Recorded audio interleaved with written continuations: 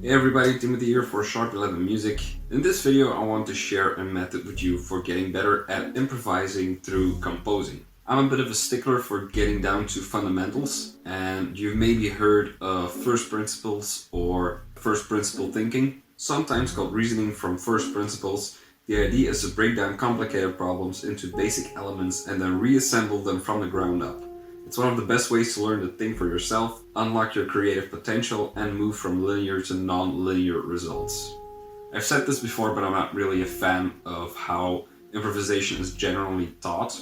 Either you're given a chord and a chord scale, or you're given some chord changes and you're told to outline the chords. And what usually happens is just an attempt to hit all the right notes, preferably all of them, in one bar or in the time that you're given, and some aimless noodling, at least not making music. And I think there's a better way.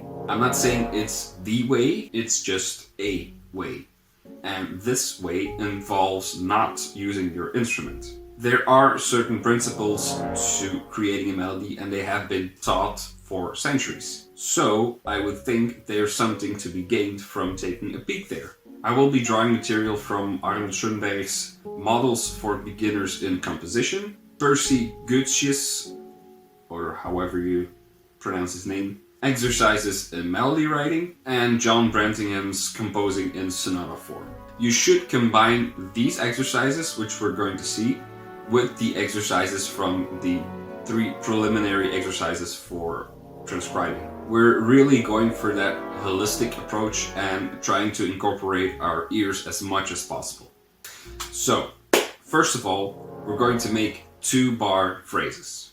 There's a variety of ways you can practice this. As I said, I like to do this without my instrument and just fire up Sibelius and turn off my volume, and then just try to come up with something in my head and put it on paper right away or on my screen. First, I do the pathway exercise, exercise number 1 from the video I mentioned. So that way I have the scale and the tonal center really in my ears. And then I follow this order laid out by Arnold Schoenberg in his book Models for Beginners in Composition. So first we're going to build 2-bar phrases on a single harmony. We're only going to use chord tones. So say we're in C major, you're only allowed to use C, E, and G. The octave doesn't really matter, it's just those 3 notes. And you're only going to use half notes and whole notes. And as Arnold says in the book, the student should try to find as many different ways of breaking a chord as he can. So it's very restrictive, but it's an excellent point of departure. If you've done a few of those, you're gonna add in some different rhythms. Still, only using the chord tones. After doing this a few times, you're gonna be adding in passing tones, preferably on the weak beats at first.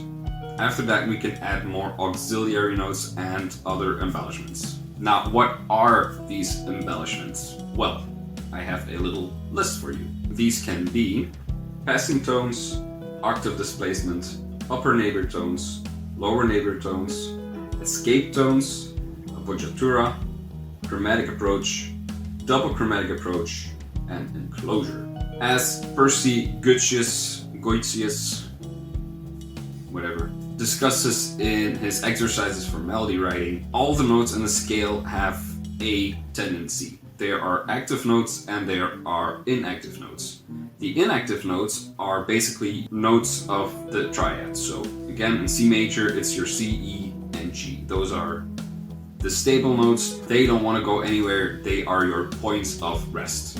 Now the other tones, your active tones, those are your 2nd degree, or your 9, your 4th degree, or your 11, your 6th degree, or the 13, and the 7. And they all have a specific place they want to go.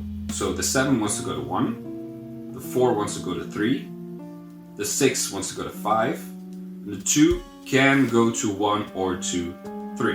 By doing this and by first imagining this stuff in your head and then putting it out on paper or playing it on your instrument, you're really developing a sensitivity for all these tendencies and these sounds, and this will help you create stronger melodies. Once you've done a couple of those phrases, you can move on to building 2-bar phrases over 2 chords.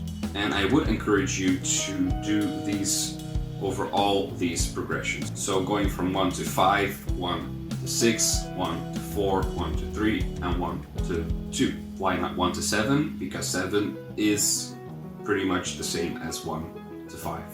If you've done this, you can take a chord progression of a standard you're working on or anything you're practicing, and you can try the same approach on those changes. Always start from just the chord tones and be as simple as you can. So half notes, whole notes, adding in rhythm, adding in passing tones, and then more and more embellishments. But your basic core should start from those strong inactive notes, so your chord tones. Now, if you're still hungry for more, you could move on to learning about sentences and periods. So from these 2-bar phrases, we can now construct larger forms, like sentences and periods. Generally are 8 bars long, but they're all constructed from 2-bar phrases. So a sentence consists of a 2-bar presentation phrase, which is then repeated. That's the continuation phrase. It can be repeated exactly, or it can be transposed, or it can have some slight variation, but it should be generally obvious that it's repeated. Then for the second 4 bars, the original 2-bar phrase is fragmented, which is then repeated in the 6th bar, and then in bar 7 and 8, it gets kind of simplified and deconstructed so you can end with a cadence. This is obviously very classical, so if you're only into jazz and you don't really care for this stuff, fair enough, but it does have its value. Now, a period differs from a sentence in that it also starts with a 2-bar phrase, but the following 2-bar phrase is a contrasting phrase, so it's not repeated. So you have 2 bars of some phrase, 2 bars of another phrase, and those 4 bars are called your antecedent. And then you have the consequent, and that starts again with your original 2-bar phrase. So there is your repeat, and then at the end you have this cadential idea to close everything off. So after you've done this without an instrument, you can try to do the same with your instrument. But the steps are basically the same. Think of your melody first, and then you play it. And if you want to kick it up another notch, you can put on your metronome and try to do it in real time. So you try to do it simultaneously, the thinking and the playing, if that makes sense. One extra tip I can give you is to really utilize rhythms, because they're a huge part of making a motif recognizable and also moldable, so you can create variations and build upon it.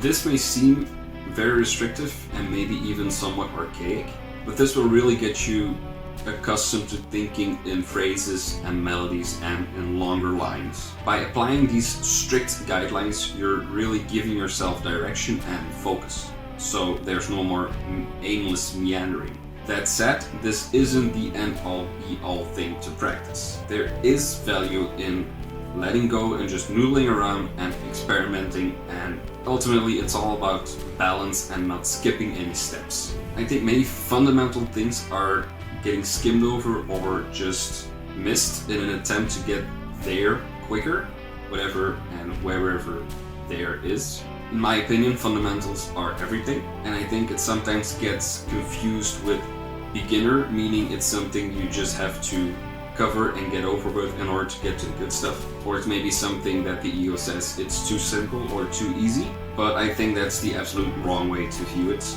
And fundamentals are the bread and butter that need to be a deep part of you, and it's something that needs to be done forever. There are a lot of resources and books if you want to go deeper into this, but I can highly recommend Arnold Schoenberg's Fundamentals of Musical Composition and the Models for Beginners in Composition. Also check out John Brantingham. He has great lessons on music composition, very easy to follow and understandable. I'll put a link around here somewhere to this stuff. After this, I will be making a video on how you can practice on building a solo and giving structure to your solo. And I also have to make a video on making your first transcription. There's just too many ideas.